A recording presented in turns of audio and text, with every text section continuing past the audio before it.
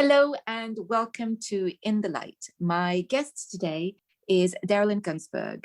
She's the author of Grief, A Dark and Sacred Time, a subject which I think is extremely important because all of us meet grief at some point in our lives and usually more than once. So welcome, Darrelyn. Thank you, Anna. Thank you so much for having me on the program and being willing to talk about grief, because it is such a taboo subject and yet it is universal. Yes, indeed. I was intrigued by the word sacred in your title. So a dark and sacred time. Would you tell us a little bit about why that word is in there? That's a good question, because sacred means so much, so many different things to different people. The way that I see it is that grief takes us to a special place, which we don't encounter very often in our lives in terms of encountering grief or loss from death. So they're really huge times, and a lot of people get quite confused about what's happening to them. But in actual fact, we're being taken to a ritual space where we're being asked to do something. We're being asked to do the work of grief. And that, I think, is the sacredness that I'm referring to, is that only we can do it. It is something that we have to encounter our deepest fears. And when we do that, we become almost in awe of what that process teaches us. And it is something that allows us to revere the space if we do it well and come out of it stronger. So for me, it is akin to being in a ritual space. It's not anything religious. It's not anything that requires anything special other than just being who we are. It's a difficult concept. It's a difficult sell, I think, because this concept that there is something very important in grief, because nobody enjoys it. It is intensely painful. And, I've been through it a few times in my life, and I can remember feeling on the first occasion that an organ had been ripped out of my body when the news was given to me of a death. And then the second time it was like a stabbing. And it's just this horrendous, intense pain, which then seems to not shift for ages and ages and ages. And so the concept that there's something very precious about this is, I think, very difficult for people to embrace. Yes, I do agree with you.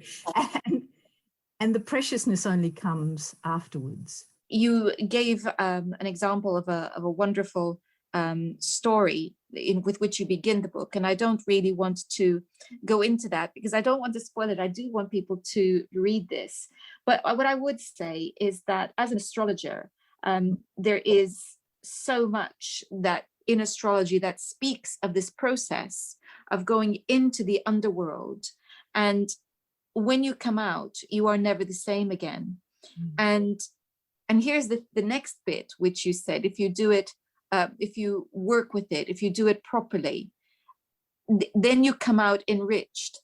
Whereas if you don't, then something in you dies. And so what do we mean by that? Because that sounds as though we're telling people there's a right way and a wrong way to handle this. I suppose to a certain degree, it's not so much right and wrong. It's just about making normal and acceptable. I mean, I always say this to my clients, is that in Australia, in Australian rules football, and I'm Australian, as you can hear from my accent, they do a really wonderful thing, because whenever someone in the club dies, all the footballers on the field wear a black armband. And so, this visual marker allows people to recognize that it's a universal thing. It's happening all the time. And it may not happen to you all the time or to someone else all the time. In fact, it doesn't. I hate statistics and they don't always stack up, but sometimes it's useful. And work has been done which suggests that major grief happens between 9 to 13 years. Every 9 to 13 years, we will lose someone that very close to us, parent, sister, friend, lover, even child. And that's not a very regular event. So therefore, it's hard to actually understand it when it happens. But if you see people around you going through that, if you are taught how to grieve when you're a young child, if you know that there's a process that's totally acceptable where you're allowed to feel absolutely terrible instead of trying to make other people around you feel good by saying, oh, I'm fine, then it becomes easier to talk about it in society. It doesn't get pushed down into our unconscious, where it can turn into life-threatening illnesses. It can actually implode into the body, physicalize. So it's not so much that there's a right and wrong, it's about allowing it to be part of a process in life, and therefore learning how to handle it when it happens. I mean, I don't think we're ever prepared for death of someone close to us. I think it's always comes as a shock. Even if you know someone's been in hospital and they're lingering and you see them in pain, you pray for a quiet, peaceful death. Even when that comes, then the process of grief begins. It's a strange part of life. Yes, and that's the thing, is it's an honoring of a process. It's not about being morbid. It's not about being self-indulgent.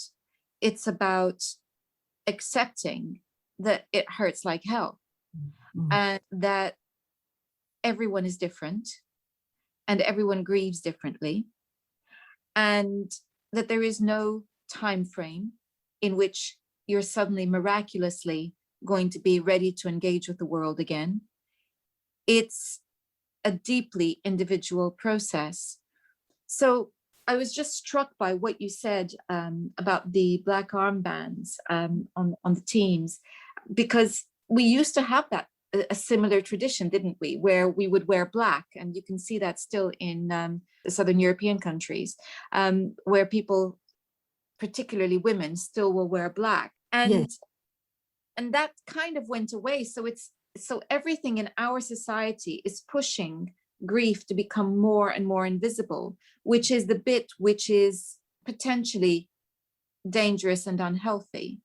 That's, I think, what we were talking about when we're saying engaging with the process, isn't it? Yes, absolutely. And it's terrible when I have clients who say to me, I see people crossing the road when they encounter me, when someone's died close to them. They knew the person, but they also don't want to face the pain that the person's in. They will physically cross the road.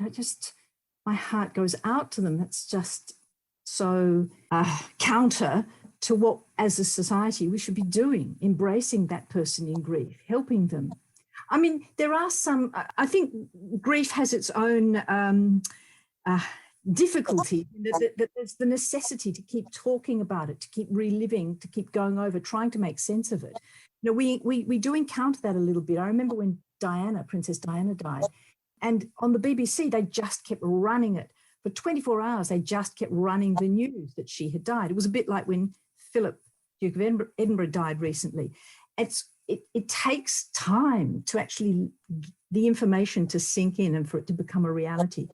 So that's public figures. So what is it going to be like if it's someone close to us? And the necessity to keep talking about it and talking about it almost ad nauseum can push many, many people away. You hear it once, fine. You hear it twice, yes. And then you just stop going to visit that person because you don't want to hear it again. And yet what the person needs is the space to be able to talk about it. And so there are very unconscious mores that we lay upon people about not talking about it, not going into it, giving them a time frame, an imposed time frame, which doesn't sit at all well with the process of grief. There's quite a lot in this, which is, so I just thinking about the talking, it's, or the people, crossing the road to avoid somebody who they know is recently bereaved. I think a lot of the time it's painful to witness another person's suffering. and the feeling of powerlessness to make it go away. And I think a lot of that has what is behind this desire for people to grieve invisibly or quickly. It's that desire to not witness other people's pain. And yet witnessing somebody else's pain is possibly one of the most, well, you used the word sacred and it just came to mind, one of the most sacred things we can do, because it is one of the most loving things we can do, is to just allow the person and not jump into rescue, because that comes in along with, you know, what you talk about in the book, the inappropriate comments. It's the desire to rescue the other person, but you're not really wanting to rescue the other person. What you're doing is you're wanting to take away the pain that you're in whilst you're witnessing and feeling powerless. Yes, absolutely, Anna. Yes. We always want to feel good. Everything in society directs us to moments of epiphany and joy and laughter, and we don't value the times when we just feel really rotten. And that can be, you know, every day there's going to be things that occur that go wrong, and we slip into moments when we think, how can I fix this? Or this hasn't gone how I want it to go. But we always try to get it back to sunshine and light. And sometimes it's a cliche, I know, but in the dark you can see stars, and the stars have lots to tell us. And the reality is that we can't fix everything. And so this is almost about, as a society, in a sense, there's a lack of emotional maturity in this respect, because we as a society have become accustomed, and possibly because of the advances in medicine and science in general, to feeling all powerful, that everything can be done, everything can be fixed. And the one thing that we encounter which we cannot fix is death. And I think that that's almost a culture shock now that we are in when we encounter it. Yes, absolutely. And the pandemic that we're in at the moment shows us that we're not all powerful. There's lots to learn from this. But yes, that whole idea about medicine will fix it. They're in hospital, but they'll come out soon. And wanting to believe, I suppose, rather than wanting to recognize that moment when it's not going to be okay, and we have to shift it into the dying process and then the grieving process. So we're not accustomed to that as a life, and realizing this is one life. This is the life we have. So it's full of losses, and they can be preparatory to the big losses that we're going to go through. So what would you say grief actually is? Well, the definition of grief is that one encounters a situation where something changes irrevocably and has to be realigned, and we may not be prepared for that. So on a small level, you can have the grief of the changes that occur every day. You can call them losses, you can call them obstacles, but if we see them as, oh, I have to adjust my behaviour, then fine, I will. But grief is the ongoing situation that gets suddenly and irrevocably changed, and our adjustment to that situation, which, given how long you know the person or how well you got on with them, you know, some people don't like their relatives, and when they die, it could be, doesn't impact their life at all. Others can live thousands of miles away and a relative can die, and it can be a huge event that forces change. So it's a situation that you think is ongoing, which suddenly changes and has to be allowed to change through time. That's the thing, isn't it? Is the context. Everything exists within a context. Yes. And it's the context of the relationship.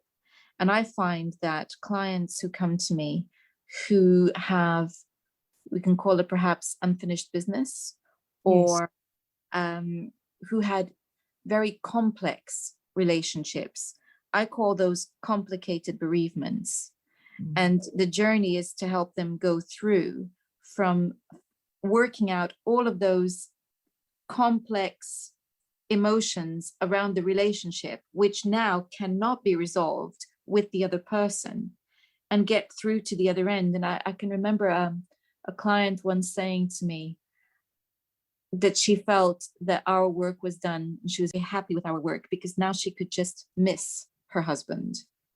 Whereas before there was so much that was adding to this. And she had said that she'd been bereaved for 7 years.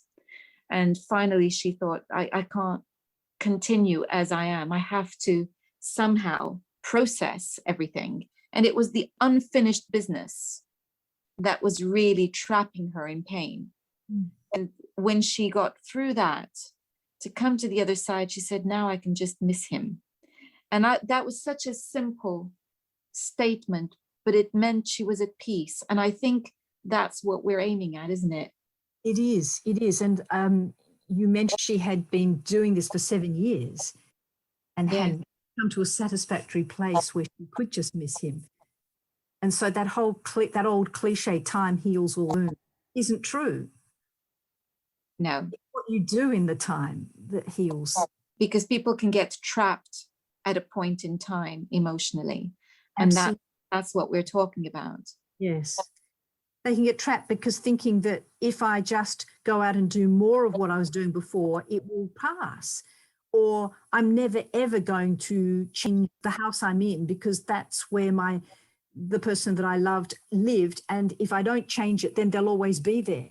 And that, those are extremes of the bell curve, and they don't help anyone. Which would you advise someone who is observing someone they love who's been through a bereavement, and they actually want to give them the opportunity to talk, but the other person will not do it? They just want to push it all away, don't want to discuss the death, they're shut down. What would you say? Because I think that's just as challenging as having to deal with somebody who wants to talk about it again and again and again. In fact, I think it's worse, but maybe that's from my perspective. Yeah, no, I agree with you. I think it's worse. It depends who the person is. And if it's a friend, and we've had that in our lives too, a close friend who just says, I don't want to talk about it. And it's, only in the last 2 years that person's husband had died. And there's not much you can do. I don't think it's worth pushing the person. You can only open the space and hope that at some stage they will engage or find ways of engaging. If it's a client, it's different.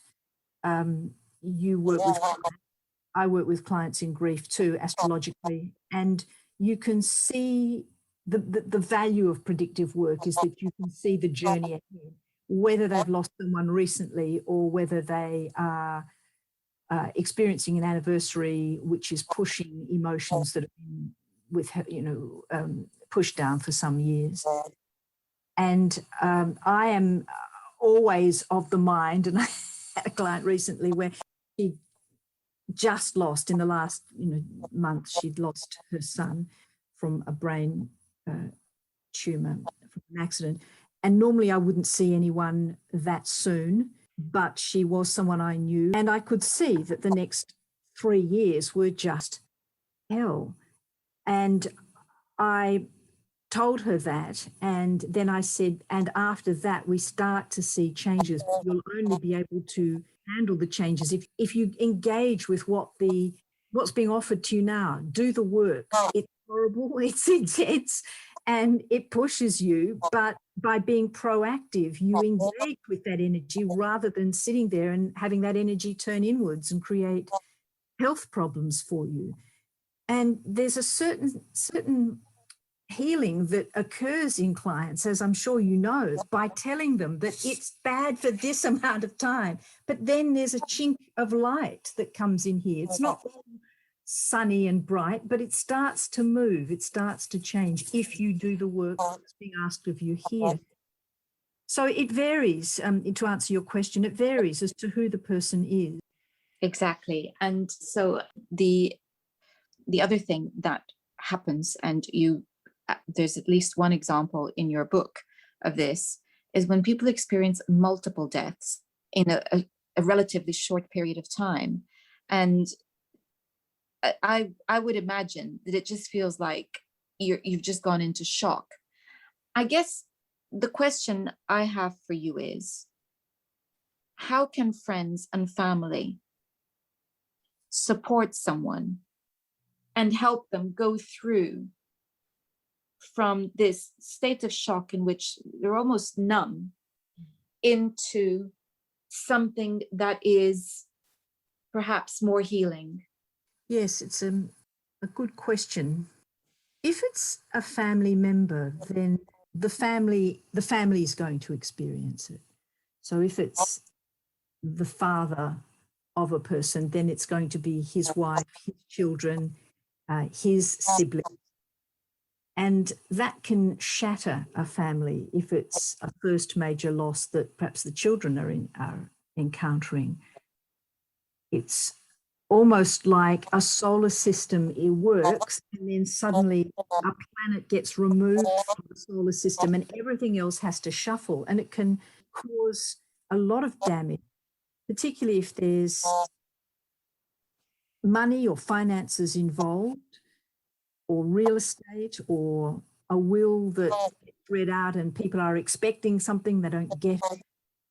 So family constellations are quite a subset of their own to deal with. That's harder if you have a child who's dealing with their mother in grief, then she or he is doing double work, trying to deal with it and trying to help their parents or any member of the family, whichever side it comes in.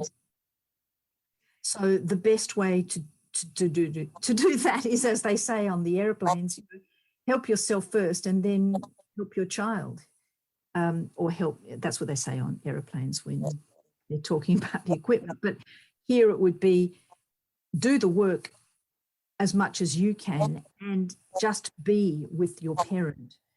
Just be with them, let them talk. They're going to talk in ad nauseum. Sometimes it's helpful if it's women who have lost their husbands. A really good thing that a lot of women do is they start building gardens, they start digging, they start finding a release.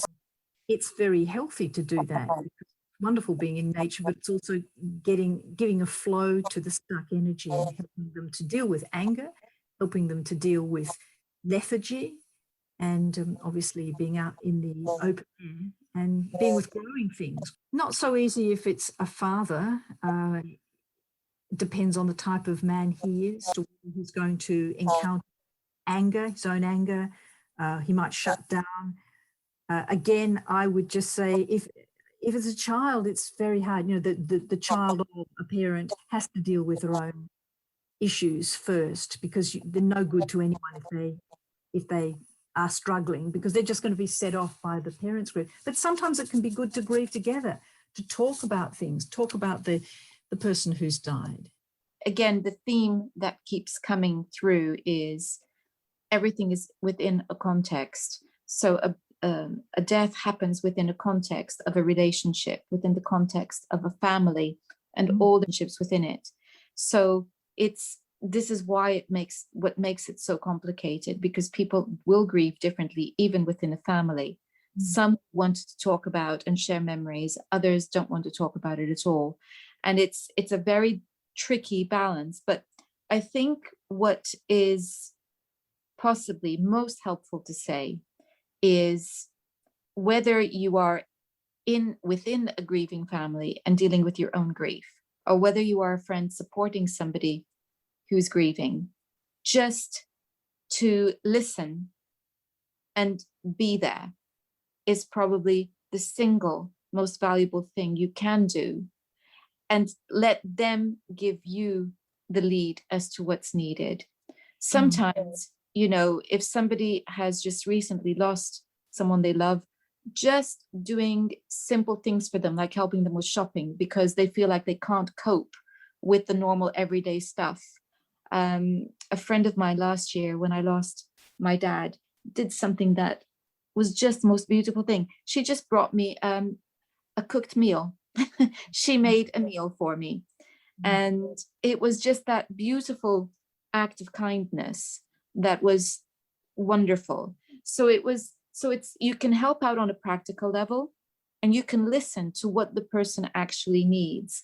I think that's probably where I would start. Would you agree?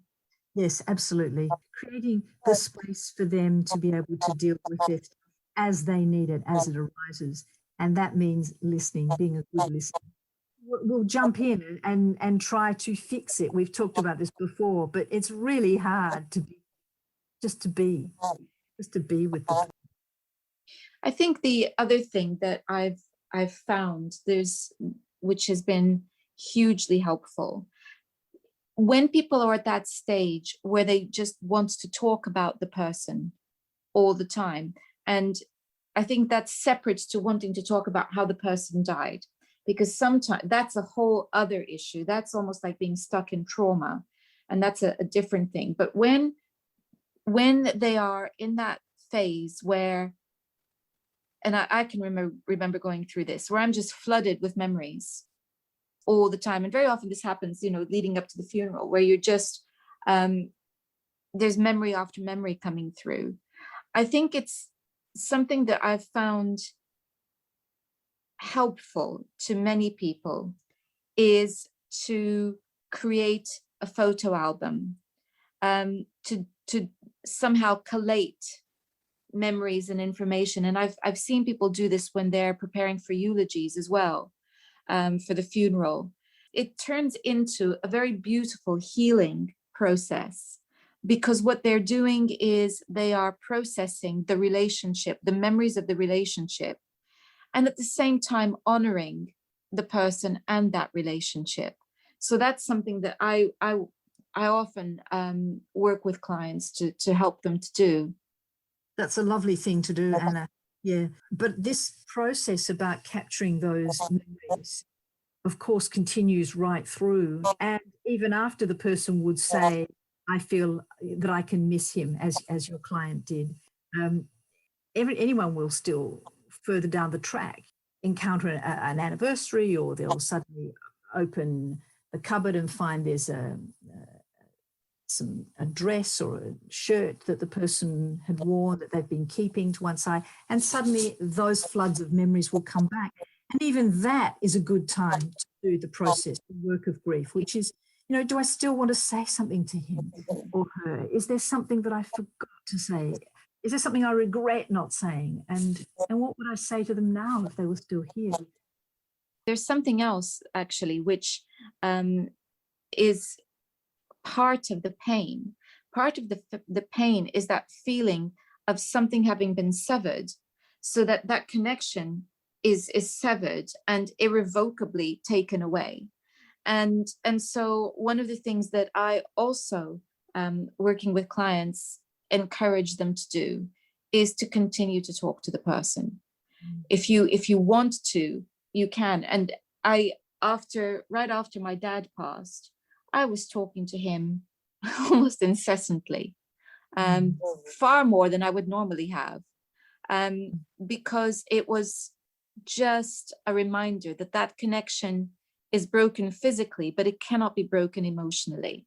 And so that's one thing. It's just giving people permission to not cut themselves off from that person or that relationship, because I think, again, in our society, because it's such a material society in its belief system, that feeling that there's a continuity, perhaps, whether you believe in life after death or whether it's the continuity of the love, it seems to be gone.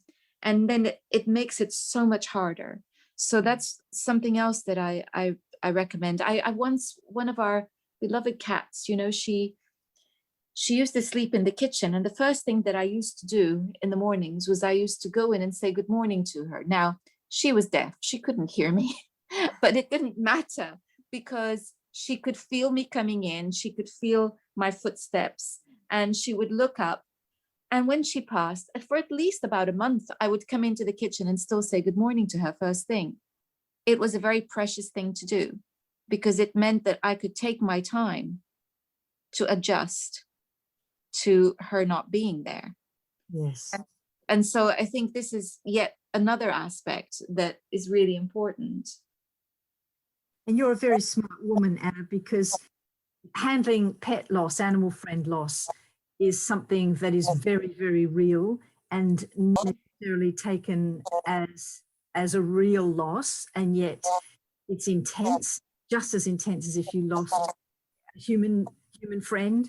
But it can be a process that you engage with, which teaches you about how to deal with death and dying and grief when someone, a human friend, dies. So they're equal in the intensity. They may not be necessarily valued as much, but you talk to anyone who's lost an animal friend and they will have the same intense feelings as you experienced. Absolutely. It's excruciating pain because it is a member of your family. It's an incredibly intimate relationship. Your cat, your dog, the relationship they have with you will be unlike the relationship they have with anybody else. They will allow you to handle them in a way that they don't allow other people. It's very intimate. And equally, many people sleep with their cats, with their dogs. We don't sleep with just anybody. This is an incredibly intense relationship, whether it's a bird, a cat, a rabbit, it doesn't matter. It's very personal. It's very intimate. And unless people have had that experience, it may be difficult for them to understand that this is the case, but it is the reality. And so yet again, we would, I guess, say if you are with somebody who's just lost a beloved animal, you need the same sensitivity as if they had lost a human family member, because they are a family member to that person. Yes. In your book, you talk about how some insurance companies are actually providing bereavement counseling for after pet losses. I think society is changing. I mean, even just this morning, I read about how there's a dog in the police force who'd failed her sniffer test. But rather than just push her away, they actually used her as a healing dog to go and work in the court systems to be able to sit with victims who were feeling under pressure. So the healing quality of animals is huge, and that goes for what you were talking about, how they interact with us in a very intimate way, is very deeply healing to touch and to stroke an animal. So when they die, that in itself has been gone, is lost. We don't have that touch anymore, that haptic experience. And so for pet insurers to recognize that this is a value is reassuring, I think. It can't be replaced, but at least there is the acknowledgement of the value of the pet. Something that you just said brought something else to mind, which is that you were talking about how, there's something that is gone, it's missing, that there's a role that the animal plays. And of course, this is true of humans too. And it's, I think, the other side of what causes the pain is the loss of what that person, animal, does for us in our lives. If you've just lost your dog, you're no longer going to go out for a walk every day, which means there's a whole host of people you're not going to be seeing anymore. If you have lost your husband, it could well be that there are certain things that he used to attend to, which suddenly you're going to have to attend to.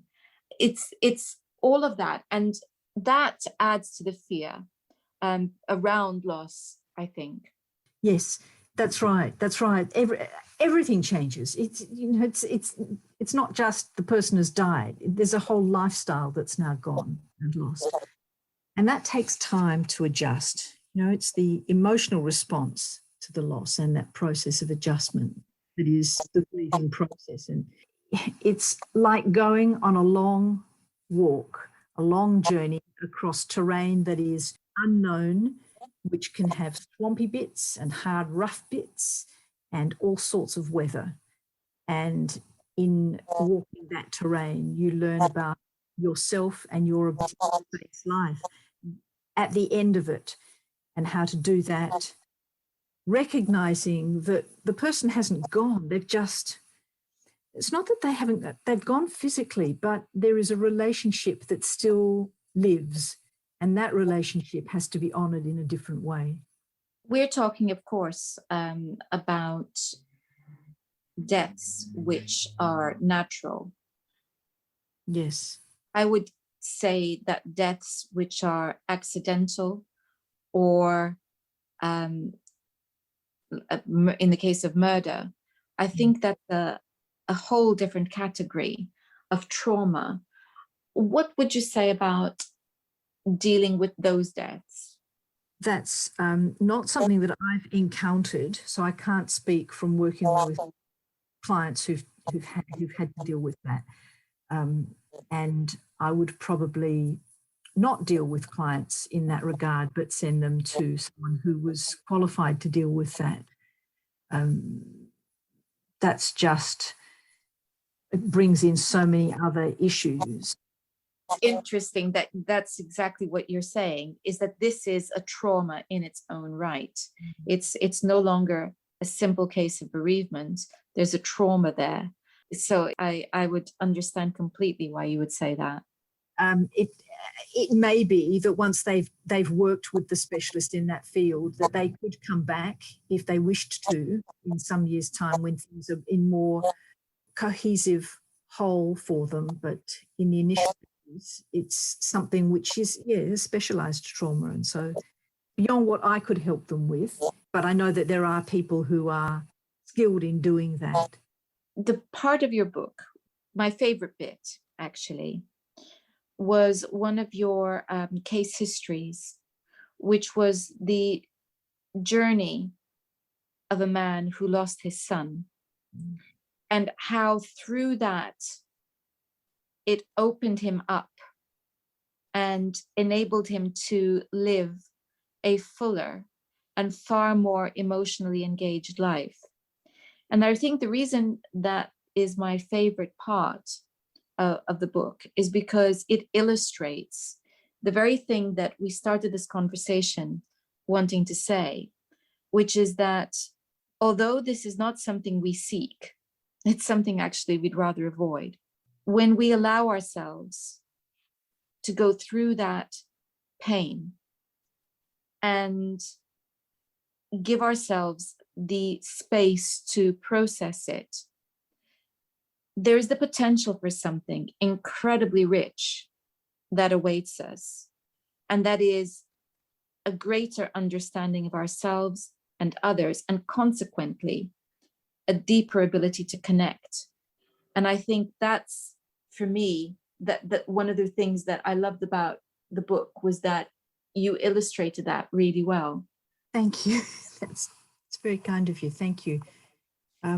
Each of the case histories I found deeply moving. Often it was the first time that they had spoken about these losses to anyone. And so it placed me in a position of a very special position that I felt was a sacred position, because I was allowing them to tell that story. And from that, they could start to do the work that would help them. It is hard when you lose someone out of order. Do you know, we expect that our grandparents will die before our parents, before us, before our children, and have a child die out of order like that. Put so much pressure on the relationship, plus also the hopes and dreams that certainly that Jack had for his son. And that was not going to happen anymore. And you don't try and replace it, you try to understand it. And that can just be very traumatic. I'm thinking also of people who have children who are abducted. That's very hard if they don't get closure on that. At least when a child dies from an accident or from a brain injury or from a tumor or something that's medically assessed, they do have a chance to at least sit by the bedside should they wish to, and to say their goodbyes and to be there with them when the last breath is taken, and then it somehow allows it to be real. And it's acknowledging the reality that takes so much time in grief. I've just had so many thoughts there all at once. But I was just thinking about how it doesn't matter which way we spin this, it always comes down to give yourself the space to do this.